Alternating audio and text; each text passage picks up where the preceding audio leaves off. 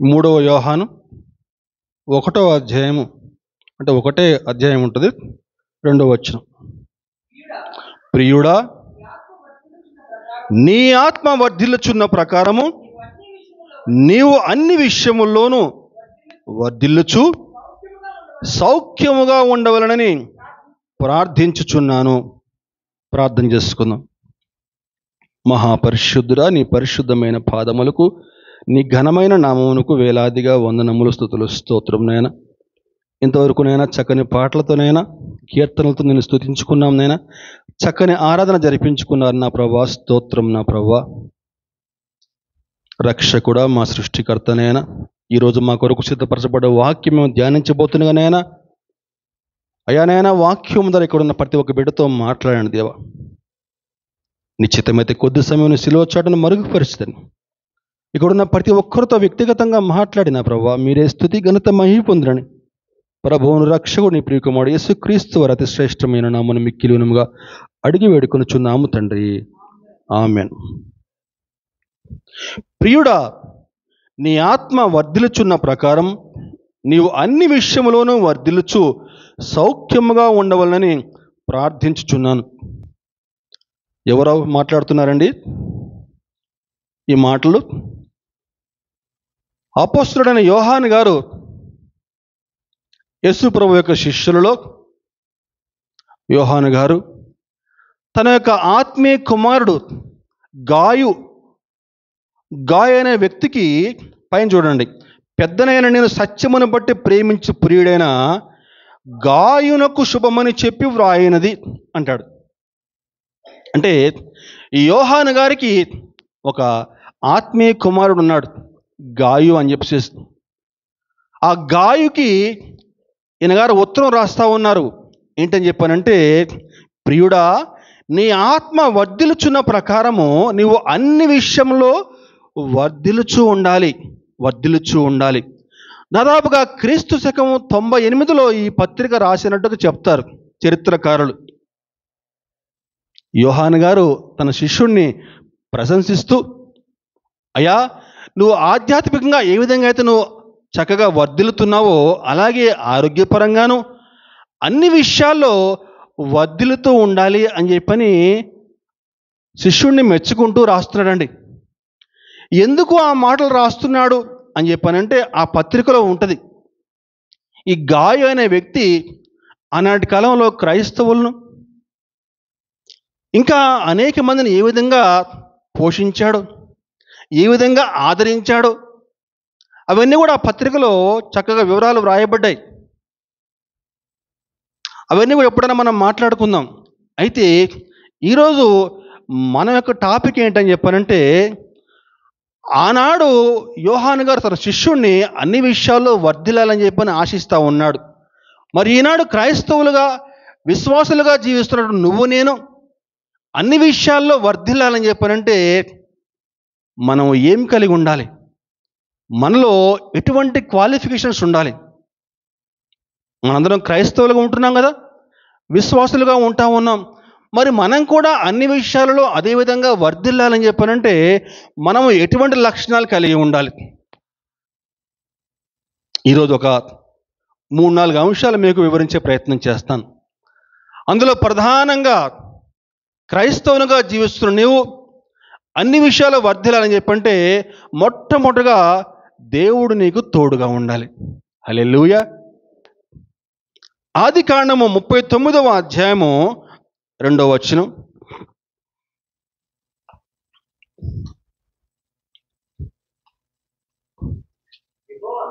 యెహోవా యోసేపునకు తోడై ఉండెను కనుక అతడు వర్ధిల్లుచు తన యజమానుడగు ఆ ఐగుప్తీయుని ఇంట ఉండెను. యెహోవా యోసేపునకు తోడై ఉండెను కనుక అతడు వర్ధిల్లుచు. ఈ వర్ధిల్లుచు అనే మాట జాగ్రత్తగా అండర్లైన్ చేసుకుందామండి. ఆ సమయంలో యోసేపు గారు ఎక్కడున్నారండి? చెప్పాలి. ఎక్కడున్నారు? ఐగుప్తులో. ఎలా ఉన్నారు? హంసతూలిక పాన్పు పైన రెస్ట్ తీసుకుంటున్నారా? ఎలా ఉన్నారండి ఐగుప్తు గారు? ఒక బానిసగా ఉంటా ఉన్నాడు. జాగ్రత్తగా వినాలండి, జాగ్రత్తగా శ్రద్ధగా ఆలకించాలి వాక్యం మీద. మనం వచ్చింది వాక్యం వినటానికి. ఐగుప్తులో ఒక బానిసగా ఉంటా ఉన్నాడు అక్కడ యోసేపు గారు. తన యొక్క అన్నయ్యలు తనని మోసం చేసి ఒకానొక దశలో చంపేద్దాం అనుకున్నారు యోసేపుని. అయితే పెద్దవాడు రూబేను అడ్డుపడతాడు. ఇతను చంపి రక్తపాతం మన మీదకి తెచ్చుకోవద్దు అని చెప్పేసి. మరొక సహోదరుడు యూదా అయితే ఏమంటాడని చెప్పంటే, ఇతను చంపేయడం వల్ల మనకేం ప్రయోజనం, ఇతను ఎవరికన్నా అమ్మేద్దామని చెప్పని చెప్తాడండి. గమనించండి, యోసేపు అనే వ్యక్తి యేసు ప్రభుకి ముంగుర్తుగా చెప్పబడ్డాడండి. రాబోయే రోజుల్లో యేసు ప్రభు ఏ విధంగా శ్రమలు పడతాడని చెప్పని ఒక ముంగుర్తుగా యోసేపు గారిని ఇక్కడ చూపించడం జరిగింది. యోసేపు గారు తనక అన్నల చేత ద్వేషించబడ్డాడు. అన్నలు యోసేపుని ప్రేమించలేదు. యేసు ప్రభు కూడా అదే విధంగా తన వారి వద్దకు వచ్చినప్పుడు యేసు ప్రభువుని ప్రేమించలేదండి. ఆయన తన వారి వద్దకు వచ్చిన ఆయన వారు అంగీకరించలేదని ఉంటుంది వాక్యంలో. ఎలాగైతే యేసు ప్రభు 30 వెండి నాణేలకు అమ్మబడ్డాడో అలాగే యోసేపు కూడా 20 వెండి నాణేలకు అమ్మబడ్డాడు. యేసు ప్రభుకి యోసేపుకి చాలా పోలిక ఉంది. అలా ఆ విధంగా యోసేపు ఒక బానిసగా అమ్మబడి ఐగుప్తులో ఉన్నాడండి. అన్నల చేత ద్వేషించబడ్డాడు. పక్కన తల్లి లేదు, తండ్రి లేదు, ఎవ్వరు కూడా తోడులేరు. కానీ వాక్యంలో ఏం రాయబడిందండి? యెహోవా యోసేపునకు తోడే ఉండెను కనుక అతడు వర్ధిల్లుచు ఉన్నాడండి. అంత మాత్రమే కాదండి, దేవుడు అతని చేతి పనిని దీవించడం వల్ల ఆ యొక్క పోతీఫర్ అనేటువంటి వ్యక్తి ఇంట్లో బానిసగా పనిచేస్తూ ఉన్నాడు. ఆ పోతీఫర్ అనే వ్యక్తి ఆయనకు ఏ పని అప్పగించినా సరే అతను చేస్తున్న ప్రతి పనిలో కూడా చక్కని విజయం లభిస్తూ ఉందట. అతడు చేసిన ప్రతి పని కూడా పట్టిందల్లా బంగారం అంటమే, అలా ఏ పని చెప్పినా సరే ఆ పనిలో చక్కని విజయం అట. అది చూసినటువంటి పోతీఫర్కి అర్థమైందంట, ఇతను దేవుడైన యెహోవా తోడుగా ఉన్నాడు అని చెప్పిన అర్థమైందటండి. ఈనాడు చాలామంది అనేక చోట్ల పనిచేస్తూ ఉన్నారు. మరి మీ యజమానులు మీ గురించి ఏం సాక్ష్యం ఇస్తూ ఉన్నారు? ఈ వ్యక్తి మా వద్ద పనిచేస్తూ ఉన్నాడు, పనిచేసినప్పటి నుంచి మా కంపెనీ బాగా డెవలప్ అవుతూ ఉంది, మా యొక్క ఆఫీస్ బాగా డెవలప్ అవుతూ ఉంది, చాలా వృద్ధి పొందుతూ ఉందని మీ గురించి సాక్ష్యం ఇస్తున్నారా? లేకపోతే వస్తాడు పనికి మనలోడు, పని పాట ఏముండదు, ఏం పని చేయడు, ఏం చేయడు అని చెప్పి నీ గురించి సాక్ష్యం ఇవ్వగలుగుతున్నారా? ఈరోజు నీ గురించి నీ యజమాని ఏం సాక్ష్యం ఇస్తున్నాడు? ఆనాడు పోతీఫరు గ్రహించాడు, యోసేపునకు తన దేవుడైన యెహోవా తోడుగా ఉన్నాడని గ్రహించి అతనిని ఆ యొక్క తన యొక్క ఇంటి మీద విచారణకర్తగా నియమించాడటండి. దేవునికి స్తోత్రం, హల్లెలూయా. విచారణకర్త అని చెప్పానంటే ఏమండి, ఎక్కడన్నా మీ ఇంట్లో పనివాడు ఏమండి ఆ పని చేస్తూ ఉంటే అడిగి బీరో తాళాలు అప్పగిస్తారా? విచారణకర్త అని చెప్పానంటే తన ఇంటి మీద మొత్తం అతనే చూసుకోవాలి, అంతే. మంచి చెడు మొత్తం అన్నీ కూడా. ఒక బానిసగా వెళ్ళాడు యోసేపు అక్కడికి. ఒక బానిసగా వెళ్ళినటువంటి వ్యక్తికి ఏమండి బానిస పనిపోయి విచారణకర్తగా నియమించాడండి పరోగా పోతీఫర్. మామూలు మాటలు కాదండి.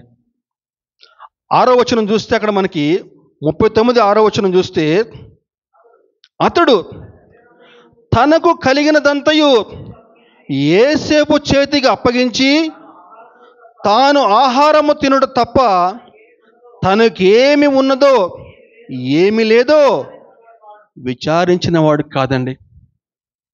మామూలు మాటలు కాదండి. పోతీఫరు యోసేపును ఎంతగా హెచ్చించాడని చెప్పానంటే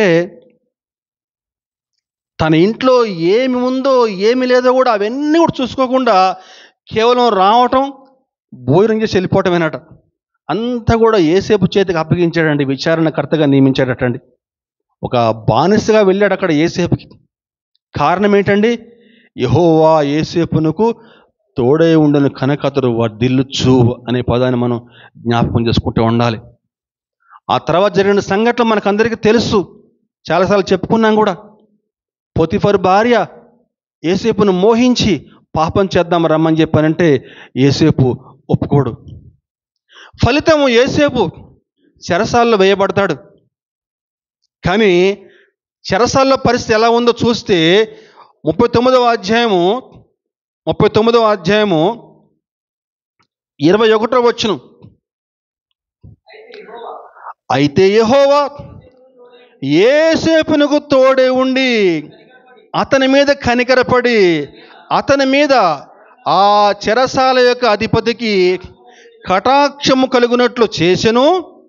చెరసాల అధిపతి ఆ చెరసాల్లో ఉన్న ఖైదీలందరినీ యోసేపు చేతికి అప్పగించెను. చెరసాల్లో వేయబడ్డాడు యోసేపు గారు వెళ్ళి, కానీ అక్కడ కూడా యెహోవా యోసేపునకు తోడే ఉండెను అనే పదాన్ని మనం జ్ఞాపకం చేసుకుంటూ ఉండాలి. ఎంతకాలం పాటు యోసేపు చెరసాల ఉన్నాడో అక్కడ వ్రాయబడలేదు, కానీ దేవుడు తన యొక్క ప్రణాళిక చొప్పున యోసేపును చెరసాల నుంచి విడిపించాడు. ప్రధానమంత్రి స్థాయికి హెచ్చించాడండి. దేవునికి స్తోత్రం, హల్లెలూయా. రాజు తర్వాత 2వ స్థానమే. చూడొద్దులే కానీ ఒక దగ్గర వాక్యాలు వ్రాయబడి ఉంటుంది. ఏంటని చెప్పానంటే, యోసేపు యొక్క సెలవు లేకుండా ఎవరు కూడా తమ యొక్క కాలు కానీ చెయ్యి కానీ ఆడించలేదటండి. అంతగా దేవుడు యోసేపుని హెచ్చించాడు. యెహోవా యోసేపునకు తోడే ఉండటం వల్ల ఒక వ్యక్తి దేవుని పట్ల విధేయత కలిగి ఉంటే, దేవుడు ఒక వ్యక్తికి తోడుగా ఉంటే ఒక వ్యక్తి ఎంతగా వర్ధిల్లగలడో ఈ యోసేపు గారి యొక్క జీవితం ఒక పెద్ద ఉదాహరణ అండి. నెంబర్ 2 మరొక వ్యక్తిని కూడా చూపిస్తాను. 2వ సమూయేలు 5వ అధ్యాయము 10వ వచనం.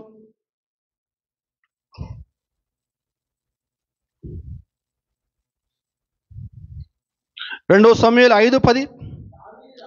దావీదు అంతకంతకు వర్ధిల్లెను, సైన్యములకు అధిపతియగు యెహోవా అతనికి తోడుగా ఉండెను. దావీదు అంతకంతకు వర్ధిల్లెను, సైన్యములకు అధిపతియగు యెహోవా అతనికి తోడుగా ఉండెను. దావీదు గారి జీవితం ఏమి పూలబాట కాదండి. సేమ్ టు సేమ్ యోసేపు లాగానే తన యొక్క అన్నల చేత ద్వేషించబడతాడు. అన్నలు దావీదుని పట్టించుకోలే, తండ్రి కూడా దావీదుని పట్టించుకోలే. గొర్రెల కాపరిగా పోవు అని చెప్పని పంపించేశాడు. అడవుల్లో ఉండి, ఆనాటి కాలంలో గొర్రెల కాపరులకు జీవితాలు చాలా భయంకరంగా ఉండేవి. అడవుల్లోనే ఎక్కువ కాలం ఉండేవాళ్ళు, ప్రేమ ఆదరణ ఉండేది కాదు. అలా రోజుల తరబడి అక్కడే గొర్రెలను కాచుకుంటూ ఉండేవాళ్ళు. మనకందరికీ దావీదు ఒక చరిత్ర బాగా తెలుసు. ఆ తర్వాత గొల్యాతును చంపటం, సౌలు యొక్క అల్లుడుగా మారటం. సౌలు యొక్క అల్లుడుగా మారిన తర్వాత పరిస్థితి ఏమన్నా మారిందని చెప్పానంటే అప్పటికి కూడా పరిస్థితి ఏం మారదండి. సౌలు దావీదును చంపాలని చెప్పని చేయని ప్రయత్నం లేదు. ఎన్ని ముప్పుతిప్పలు పెట్టాడో అన్ని ముప్పుతిప్పలు పెట్టాడండి. దావీదు కొండల గుట్ట, గుట్ల గుండా, ఎల్లోయల గుండా నానా బాధలు పడ్డాడు. కానీ అన్ని చోట్ల యెహోవా దావీదునికి తోడై ఉండి దావీదును బహుగా హెచ్చించి సౌలు మరణించిన తర్వాత ఇశ్రాయేలు యొక్క సింహాసనం మీద కూర్చొని పెట్టాడు. దావీదు యొక్క పరిపాలనా కాలం ఇశ్రాయేలుల చరిత్రలో ఒక సువర్ణ యుగంగా చెప్పుకోవచ్చండి. ఇశ్రాయేలులకు ఒక మకుటాయమానంగా దావీదు గారు ఉన్నారు. దేవుడు దావీదును ఎంతగా హెచ్చించాడని చెప్పానంటే దావీదు యొక్క కుమారునిగా ఈ లోకంలో రావడానికి ఇష్టపడ్డాడు. దేవునికి స్తోత్రం కలుగునుగాక, హల్లెలూయా. యెహోవా దావీదునకు తోడే ఉండెను, దావీదు అంతకంతకు వర్ధిల్లెను. ఒక క్రైస్తవుడు తన జీవితంలో వర్ధిల్లాలని చెప్పానంటే ప్రధానంగా ఏం కావాలని చెప్పుకున్నామండి? దేవుడు ఆ వ్యక్తికి తోడుగా ఉండాలి. తోడుగా ఉండాలి. మరి దేవుడు తోడుగా నీకు ఉండాలని చెప్పానంటే నీలో ఎటువంటి క్వాలిఫికేషన్ ఉండాలి? ఒక వ్యక్తి వర్ధిల్లాలని చెప్పానంటే దేవుడు తోడుగా ఉండాలి. బాగానే ఉంది. మరి దేవుడు నీకు తోడుగా ఉండాలంటే నీలో ఎటువంటి క్వాలిఫికేషన్ ఉండాలి? పొద్దున్న ఒక సినిమా, సాయంకాలం ఒక సినిమా చూస్తే దేవుడు నీకు తోడుగా ఉంటాడా? అన్ని సీరియల్స్ కూడా ఆపకుండా చూస్తే దేవుడు తోడుగా ఉంటాడా? తల్లి తండ్రికి తెలియకుండా ఇన్స్టాగ్రామ్లో రీల్స్ చేసుకుంటూ పోతే దేవుడు తోడుగా ఉంటాడా?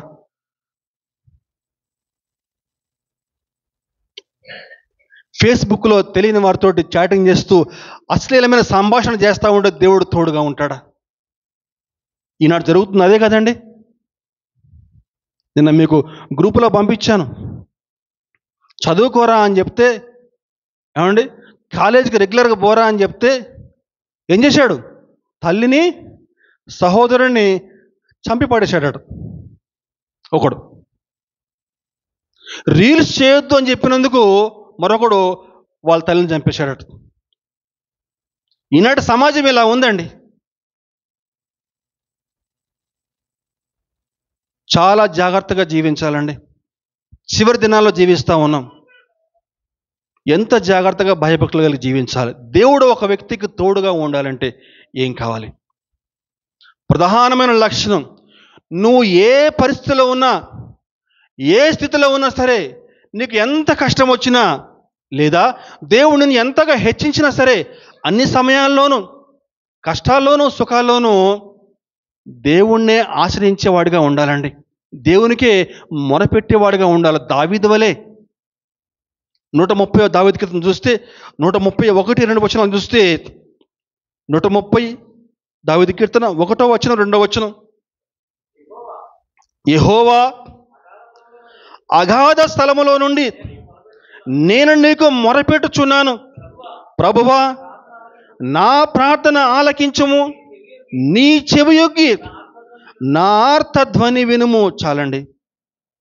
నువ్వు ఏ స్థితిలో ఉన్నా సరే, అది ఎట్లాంటి కష్టమైనా సరే, లోకమంతా నీకు ఎదురుగా వచ్చినా సరే,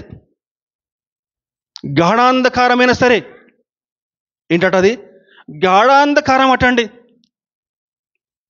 అంధకారం అంటే చీకటి, గాఢాంధకారం అంటే ఇంకా ఏమి కూడా కనిపించట్లేదు. గాఢాంధకారం, ముళ్ళబాట, అన్ని అపజయాలే, నాన్నవారు తోడెవరు లేరు, అన్ని ఎదురు దెబ్బలే. అటువంటి పరిస్థితుల్లో నువ్వు నేనేం చేస్తామండి? వాస్తవం ఒప్పుకుందామండి. ఎవడన్నా సహాయం చేయకపోతాడని చెప్పని ఏమండి ఆయే చేయి ఏ చేయబట్టుకుని తిరుగుతూ ఉంటాం. ఎవడన్నా సహాయం చేయకపోతాడని చెప్పని ఆయన్ని ఈయన్ని బతిలాడుతూ ఉంటామండి. ఇక అందరూ కూడా మొండి చేసి పెడితే అప్పుడు గుర్తొస్తాడు దేవుడు. ఏమండి పాస్టర్ గారు అప్పుడు గుర్తొస్తాడు. పాస్టర్ గారు అప్పుడు వస్తుంది పాస్టర్ గారికి ఫోన్. కానీ దావీదు తన యొక్క కష్టంలో, తన యొక్క దుఃఖంలో ఏమండి సహాయం చేసే మనిషి కోసం ఎదురు చూడట్లేదండి. ఆ యొక్క సమస్య నుంచి తనను విడిపించగలటువంటి సమర్థుడు దేవుడు అని చెప్పి గ్రహించి ఆయనకే మొరపెడతా ఉన్నాడు. ప్రభువా గాఢంధకార అగాధ స్థలములో నుంచి నేను నీకు మొరపెట్టుచున్నాను. అదిగో అటువంటి అనుభవంలోకి నువ్వు రాగలిగితే, దావీదు వలె నువ్వు కూడా మొరపెట్టగలిగితే, దేవుడు నీకున్న ప్రతి సమస్య నుంచి విడిపించి దేవుడు నిన్ను కూడా వర్ధిల్ల చేస్తాడండి. దేవునికి స్తోత్రం కలుగును గాక. హల్లెలూయా. ఫిలిప్పీ పత్రిక 4వ అధ్యాయం 9వ వచనం. ఫిలిప్పీ పత్రిక 4:9.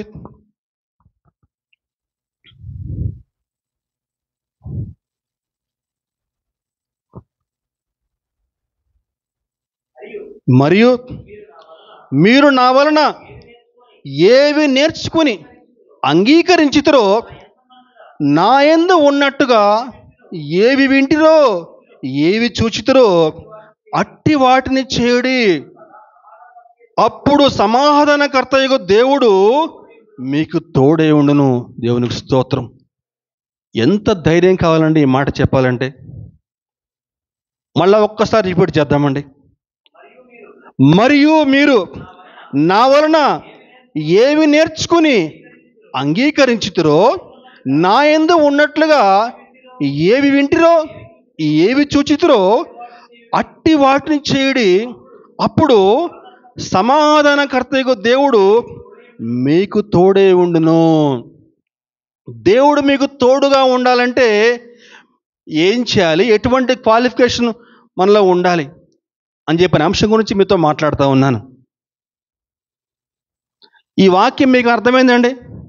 ఏమర్థమైందండి చెప్పాలి బ్రదర్స్. ఏమర్థమైందండి ఈ వాక్యం?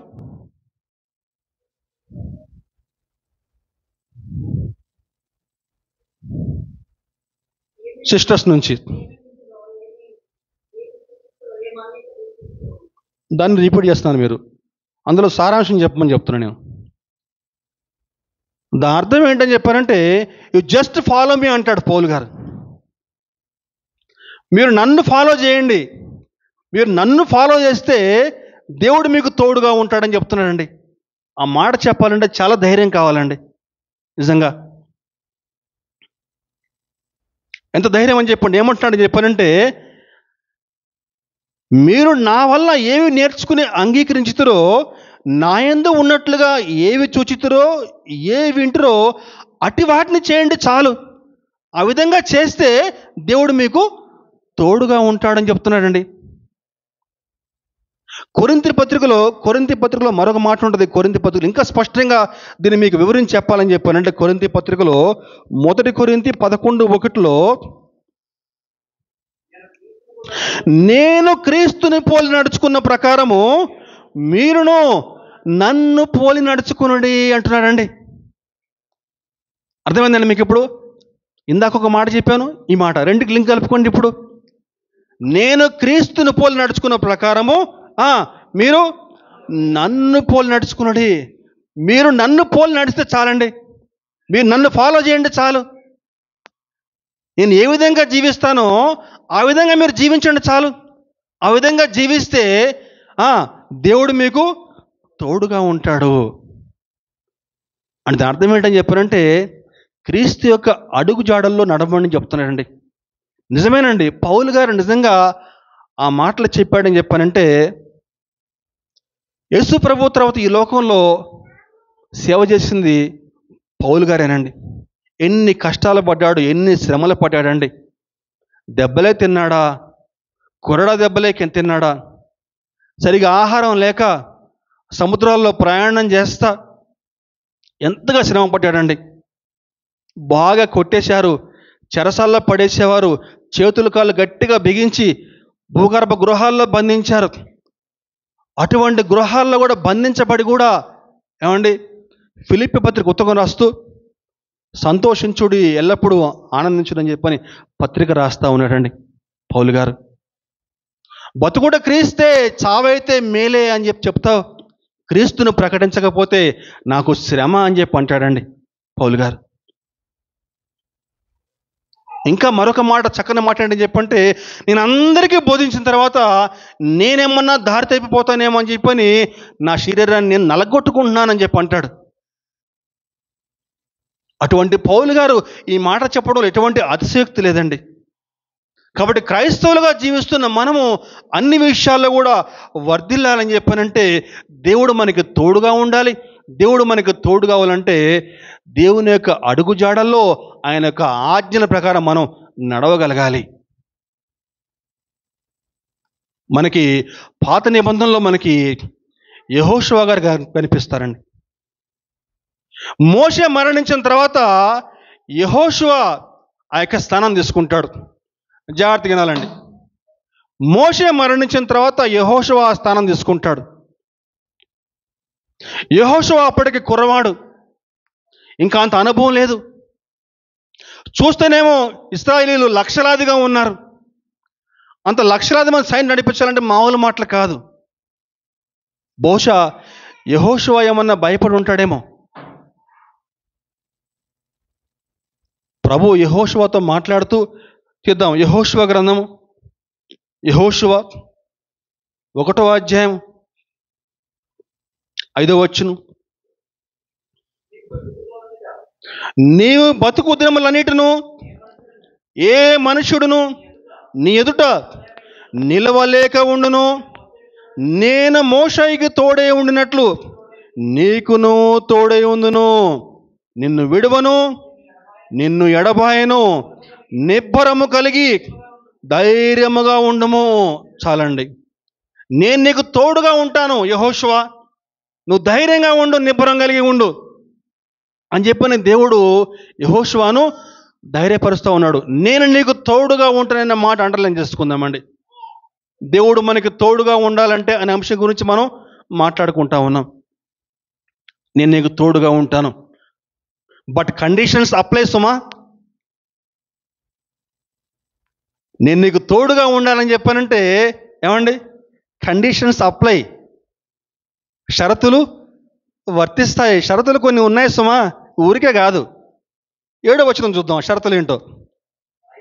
అయితే నీవు నిబ్బరము కలిగి జాగ్రత్త పడి బహుధైర్యముగా ఉండి నా సేవకుడైన మోషే నీకు ఆజ్ఞాపించిన ధర్మశాస్త్రం అంతటి చొప్పున చేయవలెను. నీవు నడుచు ప్రతి మార్గమును చక్కగా ప్రవర్తించినట్లు నీవు దాని నుండి కుడికి కానీ ఎడమకు కానీ తొలగకూడదు. ఈ ధర్మశాస్త్ర గ్రంథమును నీవు బోధింపక తప్పిపోకూడదు. దానిలో వ్రాయబడిన వాటన్నిటి ప్రకారము చేయుటకు నీవు జాగ్రత్త పడినట్లు దివారాత్రము దానిని ధ్యానించినట్లా నీ మార్గమును వర్ధిల్ల చేసుకుని ప్రవర్తించదవు. వర్ధిల్ల చేసుకుని అనే పదాన్ని అండర్లైన్ చేసుకుందామండి. నేను నీకు తోడుగా ఉంటాను యెహోషువ, నువ్వు ధైర్యంగా ఉండు, ముందుకెళ్ళు. నువ్వు బతుకు దినముల్లో ఏ మనుషుడు కూడా నీకు నీ ఎదుట రాడు. నేను నీకు తోడుగా ఉంటాను, ధైర్యంగా ముందు సాగిపో. But conditions apply. ఏంటమ్మా కండిషన్? అది ధర్మశాస్త్ర గ్రంథాన్ని చక్కగా ధ్యానించాలి, ప్రతిరోజు దాన్ని ధ్యానించాలి, దాన్ని నువ్వు బోధించాలి, దాని ప్రకారం నువ్వు నడవగలగాలి.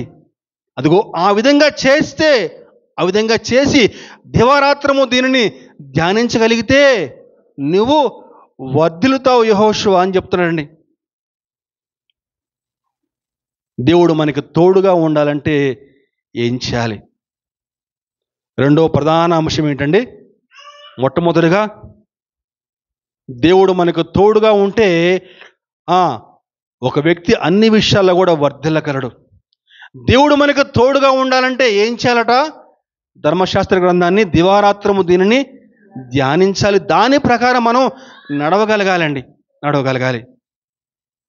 మనం చదువుకున్నాం కదా ఇప్పుడే కీర్తనలు, అందుకే చదివిచ్చాను. అది కీర్తనలు 1వ అధ్యాయము 1 నుంచి 3 చదువుకుందాం మళ్ళొక్కసారి. కీర్తనలు 1వ అధ్యాయం 1 నుంచి 3 వచనాలు. దుష్టుల ఆలోచన చొప్పున నడవక, పాపుల మార్గమును నిలవక, అపహాసకులు కూర్చుండు చోట కూర్చుండక, యెహోవా ధర్మశాస్త్రమందు ఆనందించుచు దివారాత్రము దానిని ధ్యానించువాడు ధన్యుడు. అతడు నీటి కాలువల యోర నాటబడినదై ఆకు వాడక తన కాలమందు ఫలమిచ్చు చెట్టు వలె ఉండును. అతడు చేయనదంతయు సఫలమగును అంటే వర్ధిల్లుతాడు అని అర్థం. సఫలమగును అని చెప్పానంటే ధర్మశాస్త్ర గ్రంథాన్ని చక్కగా ధ్యానించాలి, దాని ప్రకారం దాన్ని బోధించగలగాలండి.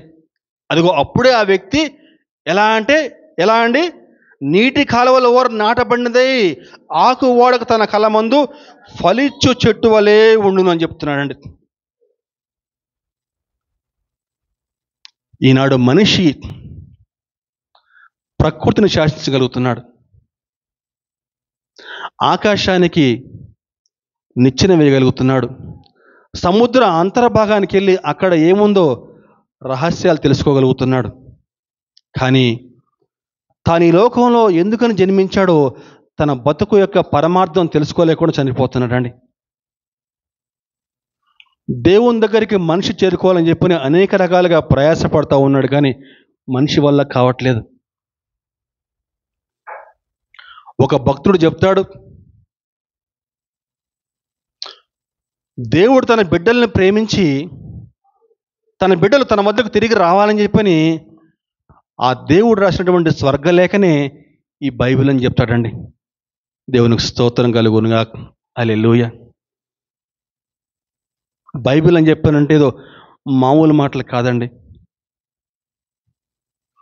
బైబిల్ మొత్తం కూడా 66 పుస్తకాలు ఉంటాయి.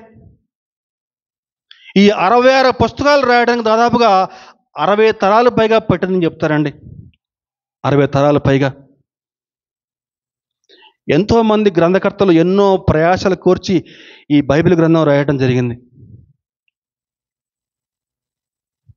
మోషే గారు అరణ్యాల్లో ఉండి పంచకాండాలు, ఆదికాండం, నిర్గమకాండం, లేవికాండం, సంఖ్యాకాండం, ఆ పంచకాండాలు రాయటం జరిగిందండి అరణ్యంలో ఉండి.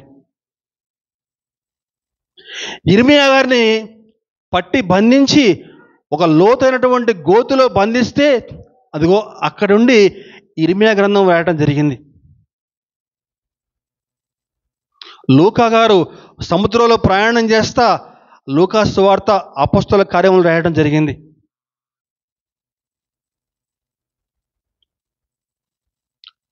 యోహాను గారి చరిత్ర మనకు తెలిసిందే. ఆయన్ని చంపాలని చెప్పేసి 2 సార్లు ప్రయత్నం చేశారు.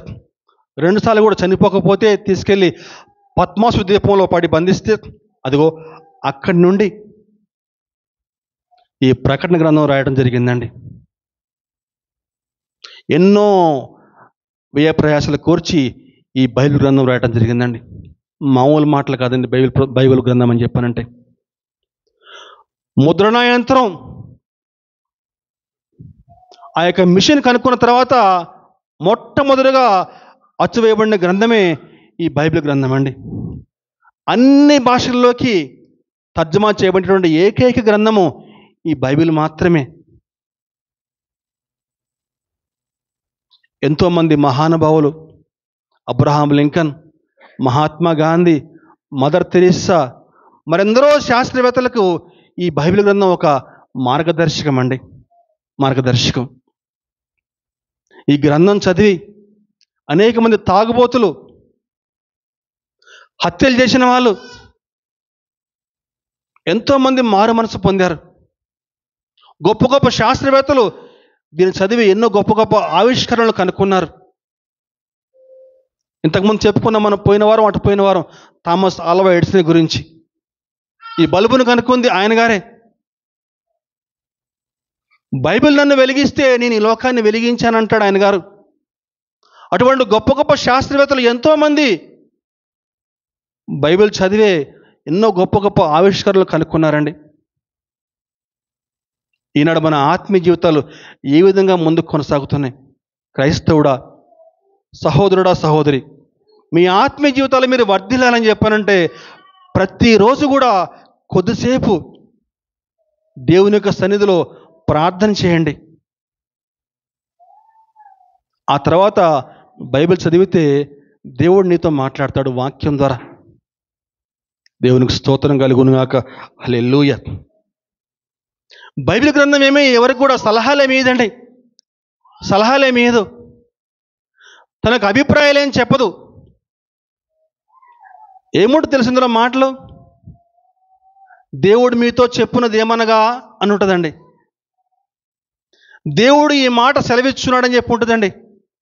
అంటే ఈ సాక్షాత్తు కూడా దైవ ప్రేరేపణతోటి రాసినటువంటి పుస్తకం. సాక్షాత్తు దేవుని యొక్క మాటలు ఇందులో ప్రతి ఒక్కటి కూడా లిఖించబడి ఉన్నాయి. ఆ మాటలు నిరాశలో నువ్వు కృంగిపోతే నీకు గొప్ప నిరీక్షణ కలిగిస్తాయి. బాధలో ఉంటే నీకు ఓదార్పునిస్తాయి. దుఃఖంలో ఉంటే నీకు ఓదార్పునిస్తాయి. ప్రతిరోజు కూడా ఆ గ్రంథాన్ని కాసేపు ధ్యానం చేద్దామండి. మన జీవితాల్లో వర్ధిల్లాలని చెప్పానంటే తప్పకుండా ప్రతిరోజు కూడా రోజుకొక అధ్యాయం, పాత నిబంధన నుంచి ఒక అధ్యాయం, క్రొత్త నిబంధన నుంచి ఒక అధ్యాయం అండి. చాలా విచారకరం ఏంటని చెప్పంటే ఈనాడు చాలామంది, నేను ఎవరిని కూడా విమర్శించట్లేదండి, యాకోబు పత్రిక తీయండి అని చెప్పానంటే ఆదికాండం చూస్తా ఉన్నాడు ఒకతను. మొన్న ఆదికాండంలో యాకోబు ఉంటారు అని చెప్పని అక్కడ తీస్తూ ఉన్నాడండి. చదువు రాకపోతే సరే సంగతి, చదువు వచ్చి కూడా ఒక పిల్లవాడు స్కూల్కి వెళ్ళినప్పుడు ఏమండి నెమ్మదిగా వృద్ధి పొందాలి. అక్కడే ఉంటానంటే నువ్వు అనేక రోజులుగా మందిరానికి వస్తూ ఉన్నావు కదా. మన ఆత్మీయ జీవితాలు ఏ విధంగా ముందుకు కొనసాగుతున్నాయి దయవుంచి పరిశీలన చేసుకుందామండి. ఎవరిని కూడా నేను వ్యక్తిగతంగా విమర్శించట్లేదండి. బైబిల్ చదువుదామండి. దేవుడు మనతో మాట్లాడతాడు. నువ్వు ఏ విధంగా జీవించాలి, ఏ మార్గం గుండా వెళ్ళాలి, దేవుడికి మార్గం చూపిస్తాడు. దేవుడినితో మాట్లాడతాడు. నువ్వు అన్ని విషయాల్లో వర్ధిల్లాలి అని చెప్పంటే తప్పకుండా నువ్వు దివారాత్రము నీకు సమయం ఉన్నప్పుడు తప్పకుండా ఈ గ్రంథాన్ని ధ్యానం చేయాలి. దేవునికి స్తుతి. ఇది రెండవ అంశం అండి. మొట్టమొదటి దేవుడు తోడుగా ఉంటే ఒక క్రైస్తవుడు వర్ధిల్లుతాడు. రెండవ అంశము వర్ధిల్లాలని చెప్పానంటే దివారాత్రము ఈ గ్రంథాన్ని ధ్యానించాలి, రెండవ అంశం. మూడవదిగా వర్ధిల్లాలని చెప్పంటే దేవుని యొక్క వాక్యాన్ని ధ్యానం చేయటమే కాదు, దానికి విధేయత చూపించగలగాలి. దేవుని పైన నీవు ఆధారపడాలి, దేవుణ్ణి నువ్వు ఆశ్రయించగలగాలండి. ఆ వాక్యాన్ని ధ్యానించి ఆ వాక్యంలో ఉన్న ప్రకారము నీ జీవితాన్ని మార్చుకోగలగాలి. అప్పుడే దానికి ఒక సార్థకత. దినవృత్తాంతములు, 2 క్రానికల్స్ 2వ దినవృత్తాంతములు 26వ అధ్యాయము 3-5 వచనాలు.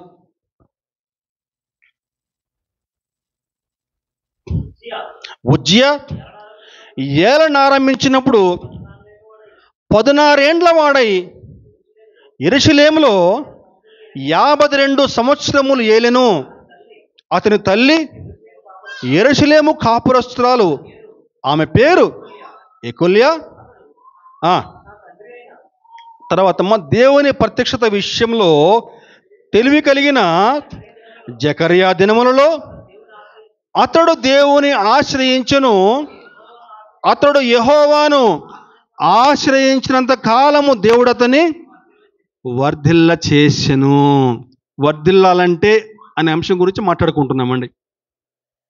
ఏం చేయాలటండి? మొట్టమొదటిగా ధర్మశాస్త్రాన్ని ధ్యానం చేయాలి.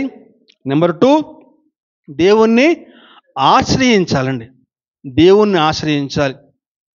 దేవుణ్ణి అతడు ఆశ్రయించినంత కాలము అతడు ఏంటట? వర్ధిల్లుచూ ఉండును. జాగ్రత్తగా గమనిస్తే అక్కడ ఉజ్జియా గారు దాదాపుగా అతని యొక్క చిన్న వయసులోనే, అంటే 16 ఏళ్ల కాలంలోనే ఉజ్జియా సింహాసనం ఎక్కాడంటే.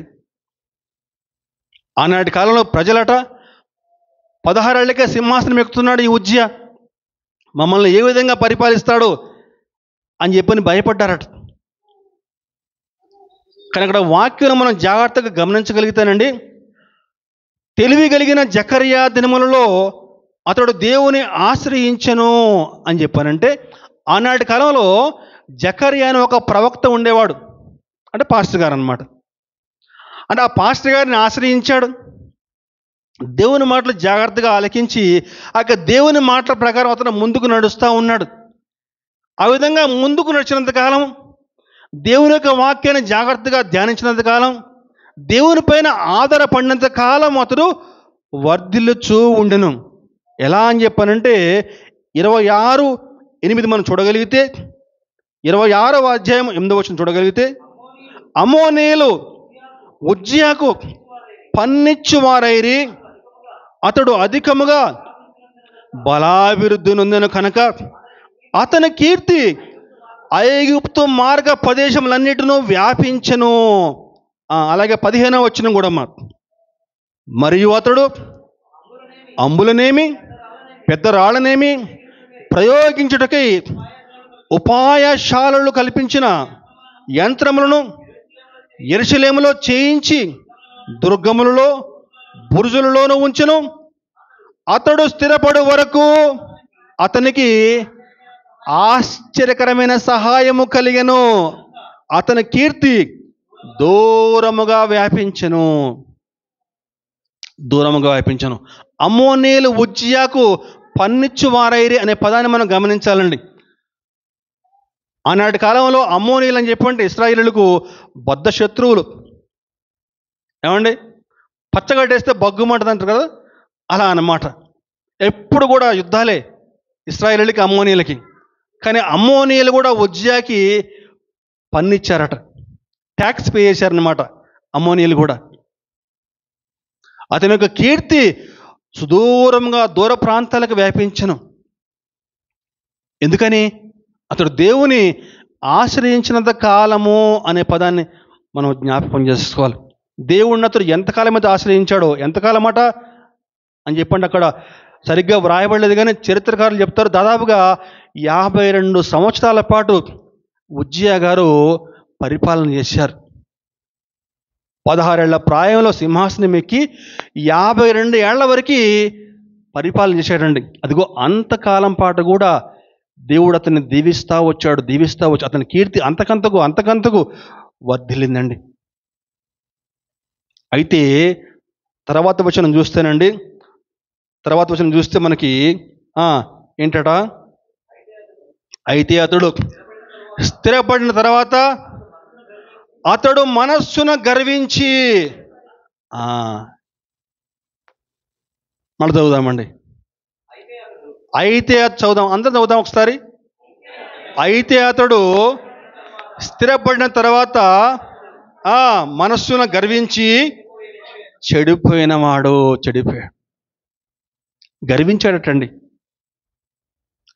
అతని యొక్క అభివృద్ధికి కారణము ప్రభువే అని గ్రహించలేకపోయాడు. ఈనాడు చాలామంది అలా ఉన్నారండి. కష్టాల్లో ఉన్నప్పుడు, శ్రమల్లో ఉన్నప్పుడు, బాధలు ఉన్నప్పుడు దేవా సహాయం చేయి ప్రభు అని చెప్పని దేవుని వద్దకు క్రమం తప్పకుండా వస్తారు. దేవుడు ఒక్కసారి అతను దీవించిన తర్వాత నడక మారిపోద్ది, వేష భాష మొత్తం మారిపోద్ది, అంతే. ఇంకా ఈనాడు అనేక మంది ఇదే విధంగా ఉన్నారండి. ఆనాడు ఉజ్జియా కూడా ఇదే పరిస్థితి. దేవుని యొక్క కృపచేతనే అతడు దీవించబడ్డాడు, అతడు వర్ధిల్లబడ్డాడని చెప్పిన విషయం మర్చిపోయాడు ఉజ్జియా.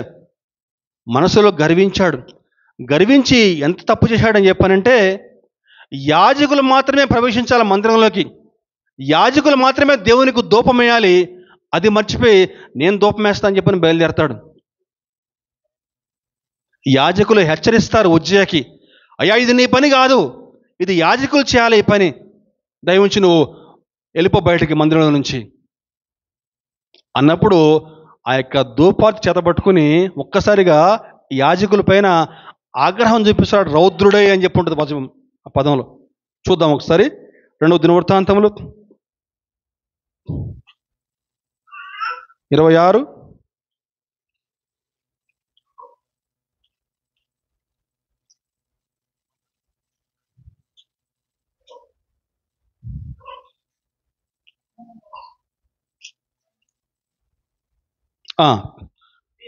ఉజ్జియా ధూపం వేటుకు ధూపార్తిని చేత పట్టుకుని రౌద్రుడై యాజకుల మీద కోపము చూపెను. యెహోవా మందిరములో ధూపపీఠం పక్కన అతడు ఉండగా యాజకులు చూచుచునే ఉన్నప్పుడు అతని నొసట కుష్ఠరోగం పుట్టెను. రౌద్రంగా చూస్తూ ఉన్నాడట. ఒక్కసారి కోపంగా చూస్తూ ఉంటే యాజకులు చూస్తూనే ఉన్నారట. నుదుటి మీద కుష్ఠరోగం వచ్చేసిందటండి. కుష్ఠరోగం రాగానే ఏమాత్రం కూడా ఆలస్యం చేయకుండా బయటకు లాక్కెళ్ళిపోయారు. బయటకు ఈడ్చి పడేశారు అంతే. రాజు లేదు, ఏం లేదు, అంతే. బయటకి అంతకాలం పాటు ఎంతగా వర్ధిల్లాడో. ఆ తర్వాత అతను బతికినంత కాలం కూడా ఆ రాజమందిరానికి దూరంగా ఒక గదిలో ఒంటరిగా నివాసం ఉండి ఆదరణ లేకుండా చనిపోయాడని చెప్పని చెప్తారు. చనిపోయినప్పుడు కూడా అందరి సమాధులు కూడా ఒక దగ్గర ఉంటే ఈయన సమాధి ఒక్కటే అటు పక్కన ఎక్కడో పెట్టి యేసుతో బరియలు చేశారట. అంటే కుష్ఠరోగం అంటే అంత భయంకరంగా చూసేవాళ్ళు ఆ కాలంలో. ఒక వ్యక్తి దేవుణ్ణి ఆశ్రయిస్తే దేవుడు ఆ వ్యక్తిని ఎంతగా దీవిస్తాడు.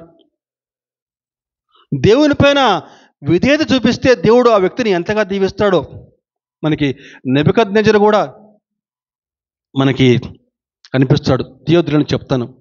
నెబుకద్నెజరు కూడా బబులోను సామ్రాజ్యం బహుగా దీవించబడుతుంది. దేవుడే నెబుకద్నెజరును బహుగా హెచ్చిస్తాడు. కానీ నెబుకద్నెజరు ఆ విషయం మర్చిపోతాడు. మర్చిపోయి నేనే కదా ఈ సామ్రాజ్యాన్ని కట్టించాను, నేను లేకపోతే ఈ సామ్రాజ్యం ఈ విధంగా ఉండేదా అని చెప్పేసి అంతే. ఇంకా మనసులో అటువంటి తలంచుకున్నాడు లేదో, దేవుడు అతన్ని ఒక్కసారిగా సింహాసనం నుంచి పడదోశాడు, పశువులాగా గడ్డిమేశాడు. ఒక వ్యక్తి జీవితంలో వర్ధిల్లాలని చెప్పానంటే ధర్మశాస్త్రాన్ని తప్పకుండా ధ్యానం చేయాలి. నెంబర్ 2, దేవుణ్ణి ప్రతి విషయంలో కూడా ఆశ్రయించాలి. దేవునికి విధేయత చూపించగలగాలి. అప్పుడే ఆ వ్యక్తి వర్ధిల్లగలడు. 3వ అంశం చూసుకుంటే, 3వ అంశం సామెతలు 28:13 28:13 అతిక్రమములను దాచిపెట్టువాడు వర్ధిల్లడు, వాటిని ఒప్పుకొని విడిచిపెట్టువాడు కనికరం పొందును. ప్రియ సహోదరుడా, సహోదరి, నీ జీవితంలో వర్ధిల్లాలని చెప్పంటే అతిక్రమములు వదిలిపెట్టాలి తప్పకుండా. నువ్వు రక్షణ పొందకముందు నీ జీవితం ఎలాగైనా ఉండొచ్చు కాక, కానీ ఒక్కసారి రక్షణ పొందిన తర్వాత, ప్రభువులోకి వచ్చిన తర్వాత నీ గత జీవితం, ఆ యొక్క పాపాలన్నీ కూడా వదిలిపెట్టేసేయాలి. అతిక్రమములు విడిచిపెట్టకుండా ఒక చేతితో బైబిల్ పట్టుకుంటా అని చెప్పంటే కుదరదు. ఆ యొక్క పాప జీవితం అంతా కూడా వదిలేసేయాలి. బైబిల్లో మనకి ఎన్నో ఉదాహరణలు చెప్పబడ్డాయండి. ఆదికాండం నుంచి కూడా చూసుకుంటే కయీను గారు మనకి పెద్ద ఉదాహరణ. సహోదరుని చంపేస్తాడు. ప్రభు అడుగుతాడు కయీన్ని, అయ్యా కయీను, నీ సహోదరుడు హేబేల్ ఎక్కడ అని చెప్పానంటే ఏమంటాడు కయీను గారు? నేనేమన్నా వానికి కావలివాడినా అంటాడు. ఆ విధంగా సమాధానం చెప్పకుండా ప్రభా తప్పైపోయిందని చెప్పుంటే ఎలా ఉండో పరిస్థితి. గెహజీ కూడా అంతే. ఏమండి, నయమాను వెంట పరిగెత్తుతాడు డబ్బు కోసం, బంగారం కోసం. ఎలీషా అడుగుతాడు, అయ్యా గెహజీ ఎక్కడికి వెళ్ళావు గెహజీ అని చెప్పానంటే నేను ఎక్కడికి వెళ్ళలేదే, నేను ఇక్కడే ఉన్నానంటాడు. ఏమైందండి? కుష్ఠరోగం తెచ్చుకున్నాడు. అయ్యా పొరపాటు అయిపోయిందని చెప్పానంటే అది ఎలాగుండునో. ఏముంది వాక్యంలో? అతిక్రమములు దాచిపెట్టేవాడు వర్ధిల్లడు, కానీ వాటిని ఒప్పుకొని విడిచిపెట్టేవాడు కనికరం పొందును. ఒప్పుకోలే వీళ్ళు. సౌలు గారు, దావీదు మనకి అందరికీ తెలిసిందే. దావీదు కూడా పొరపాటు చేశాడు, సౌలు పొరపాటు చేశాడు. దేవుడు సౌలును హెచ్చరించాడు, దావీదును హెచ్చరించాడు. సౌలు తన తప్పును ఒప్పుకోలేదు, కప్పెట్టుకున్నాడు, వాదించాడు అడ్డంగా. కానీ దావీదు ఆ విధంగా చేయలేదు. తప్పు చేసావు దావీదు అని చెప్తే నాతాను కాళ్ళ మీద పడి క్షమాపణ వేడుకున్నాడు. కాబట్టి దావీదు కనికరం పొందుకున్నాడు. అతిక్రమములు దాచిపెట్టేవాడు వర్ధిల్లడు, కానీ వాటిని ఒప్పుకుని విడిచిపెట్టేవాడు కనికరం పొందును. చివరిగా కీర్తనల గ్రంథం 92వ కీర్తన 13వ వచనం.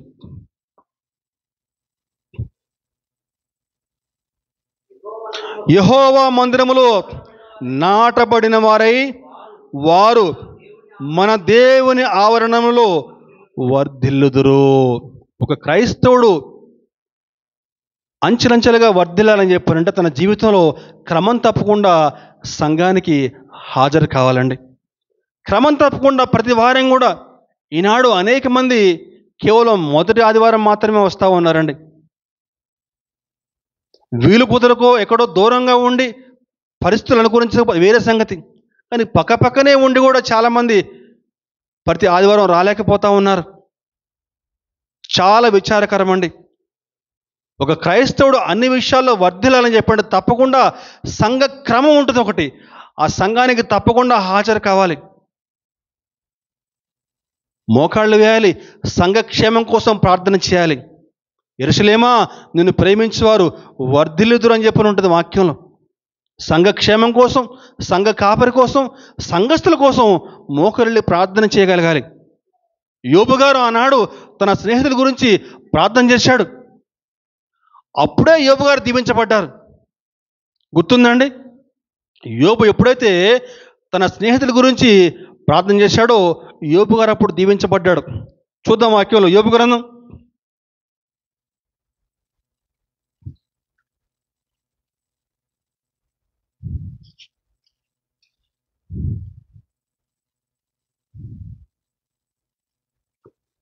42:10. మరియు యోబు తన స్నేహితుల నిమిత్తము ప్రార్థన చేసినప్పుడు యెహోవా అతని క్షేమస్థితిని మరలా అతనికి దయచేసెను. మరియు యోబునకు పూర్వము కలిగిన దానికంటే రెండంతలు అధికముగా యెహోవా అతనికి దయచేసెను. ఎప్పుడండి? ఎప్పుడైతే యోబు తన స్నేహితుల గురించి ప్రార్థన చేశాడో, అదిగో అట్టి అనుభవం మనం కూడా కలిగి ఉండాలండి. ప్రతి ఆదివారం కూడా దేవుని సన్నిధిలో మోకాళ్ళు వేసి సంఘంలో ప్రతి ఒక్కరి గురించి ప్రార్థన చేయాలి. పక్కనే ఇల్లు ఉంటాయండి. 10:30కి ఆరాధన అని చెప్పానంటే ఎన్ని గంటలు రావాలి? పక్కనే ఉన్నప్పుడు కరెక్ట్గా 10:30 రావాలి, అంతే. అందరూ వచ్చారా లేదా? ఆ గేట్లో నుంచి చూస్తారు చెప్పులు ఎన్ని ఉన్నాయి అక్కడ. చెప్పులు బాగా ఓకే ఉన్నాయి, అయితే వచ్చారు అందరు ఉన్నారు. ఇట్లా తొంగి చూసి ఆడ ఉన్నాయా లేవా చెప్పులు, 1-2 నుండి రారన్నమాట. బాగా కనిపించాలి అక్కడ చెప్పులు వరుస, అప్పుడు వస్తారు. సంఘ క్రమం అండి. క్రమం తప్పకుండా సంఘానికి హాజరు కావాలి, ప్రార్థన చేయాలి.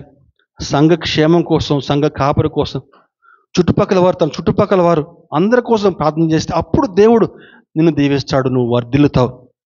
అట్టి కృప ఈనాడు దేవుడు మనలో ప్రతి ఒక్కరికి దయచేయునుగాక.